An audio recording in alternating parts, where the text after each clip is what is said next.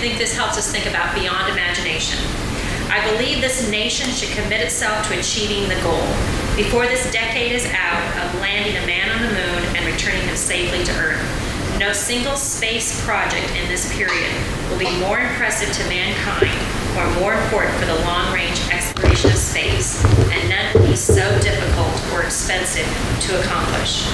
State of the Union, May 25th, 1961. It was beyond imagination that we would think that we would put a man on the moon, but there was a person who believed that we could do that. And so it always takes leadership and the belief and the hope that we can do things better, more effective, more efficient for our employees, for our customers, and for all of our stakeholders.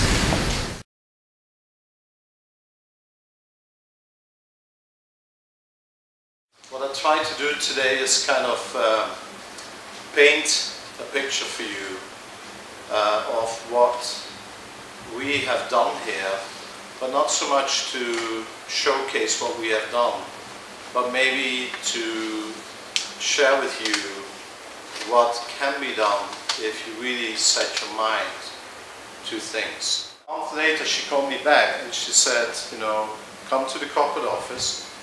And I went to downtown and she said, how do you feel to become the president and CEO of a brand new hospital, $360 million, sitting on 160 acres of wetlands and woodlands? And I was flabbergasted.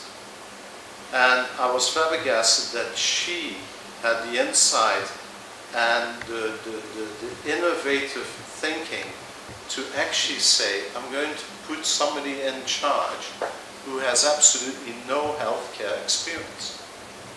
Rather gutsy on her part.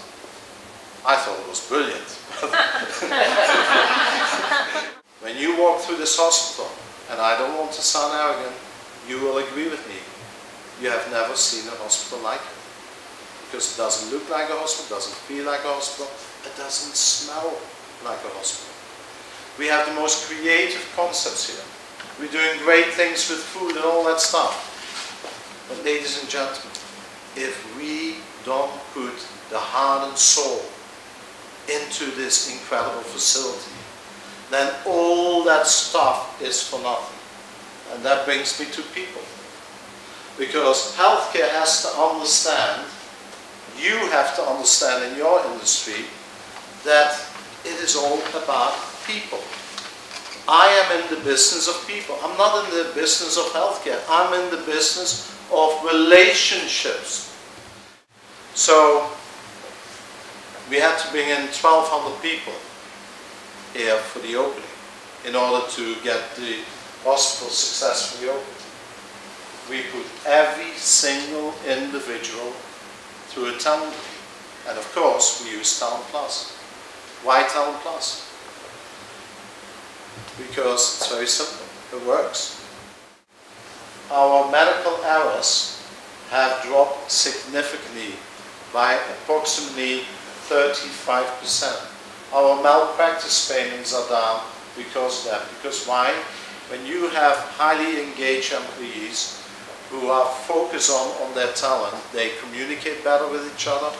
70% of medical errors are because of lack of communication or no communication. So they're communicating better, they're more open to each other, they're sharing more, therefore less medical errors, therefore less medical practice payments.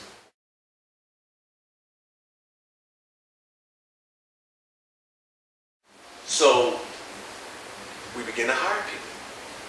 The good news is that by the time we opened, I think we had hired about 30 people. My results with Talent Plus are these. In 3 years of being open as Mercedes-Benz does, we've only fired 2 people. Everybody else that we hired from day one are still there. Other than 3 other people who left for other reasons. One moved out of town, one had a baby and just wanted to stay home for, just like I'm not coming back to work. Okay. And then I think somebody else had the illness. But other than that, everyone is there. 2 people we've actually dismissed. what's interesting about those two people is that both of them were people who were borderline. The Talent Plus told us, I wouldn't hire those people, but you can do what you want to do. I'm just telling the truth. I would, like I said, they haven't paid me my $20. And I'm just gonna tell it like it is. And it's a true story. I mean, those two people. So we said, no, they just seem like they're good people, and their profile, we know what their good and their bad things are, and we can manage the bad and make the good work out the way we want to make it work out. Well, we weren't able to manage the bad. The bad just didn't fit in with the culture that we were developing. It just didn't fit. It didn't fit, and it came out. Eventually, it started off all right, and they were okay, but you can only be who you are. And you can't fake it for so long. And it came out, and one guy was a sales guy, and one was in service. And they told us not to hire both of those people. And we did. And they went to get rid of it. So we've been able to stop our turnover problem. The same group of people that we started with, we still have there. In our second full year in business, we won what Mercedes-Benz calls its Best of the Best award, which they only give to about 15 dealerships a year out of 350. And our ranking is number 3 among 350.